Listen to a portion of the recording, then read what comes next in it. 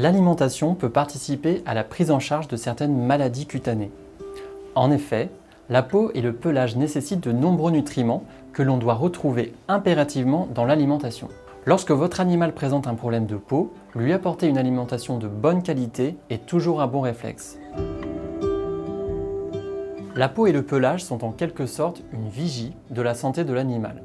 Les chiens et les chats qui ne reçoivent pas une alimentation de bonne qualité peuvent parfois, en effet, présenter des squames, c'est-à-dire des pellicules, un pelage terne, une peau sèche et parfois même, au contraire, un aspect anormalement gras des poils et de la peau. Cet état dit kératoséborique peut engendrer d'autres problèmes à l'origine de démangeaisons. Chez certains animaux, les pertes de poils peuvent être en lien avec une alimentation inadaptée.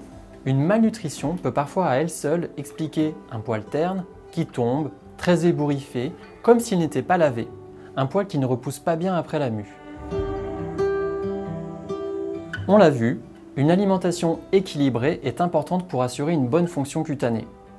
Dans de nombreuses maladies cutanées, l'alimentation contribue donc à la prise en charge en participant au soutien de la peau.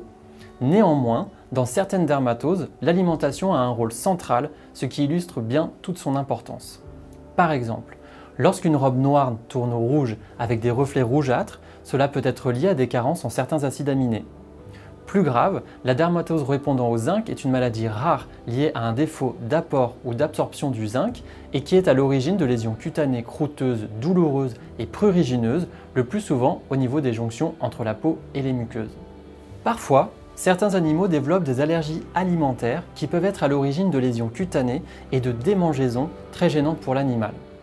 Dans tous les cas, c'est votre vétérinaire qui pourra effectuer le diagnostic et vous conseiller sur la meilleure prise en charge. En plus de la prise en charge adaptée des troubles cutanés, avec souvent un traitement médicamenteux et des soins, il est important de rétablir une alimentation couvrant tous les besoins nutritionnels de l'animal lorsque ce n'est pas déjà le cas. Une alimentation de bonne qualité participera à l'amélioration et à la bonne santé de l'animal. Au contraire, une alimentation qui ne couvre pas tous les besoins et dont la qualité nutritionnelle est pauvre peut contribuer à entretenir un mauvais état général avec parfois des répercussions cutanées. D'où l'importance de bien prendre en compte l'alimentation de son animal dès le début. Si votre animal présente par exemple un pelage un peu terne, des squames ou même en cas de doute, un bilan nutritionnel pourra être envisagé avec son vétérinaire. L'objectif étant de valider que l'on couvre le besoin en calories de l'animal, mais surtout en nutriments, afin qu'il ait une belle peau. Certaines maladies de peau nécessitent un aliment dit de soutien de la fonction cutanée. En effet, une peau altérée a besoin de protéines, de lipides, de minéraux, de vitamines, d'oligo-éléments et d'antioxydants pour se reconstituer. C'est par exemple le cas de la dermatite atopique dans laquelle on observe un défaut de la barrière cutanée et un état inflammatoire chronique. L'alimentation seule ne va pas régler tous les problèmes, c'est un des éléments de la prise en charge multimodale de cette maladie. Un bon aliment de soutien de la fonction cutanée aidera à obtenir un meilleur renouvellement cutané et une repousse du poil optimale.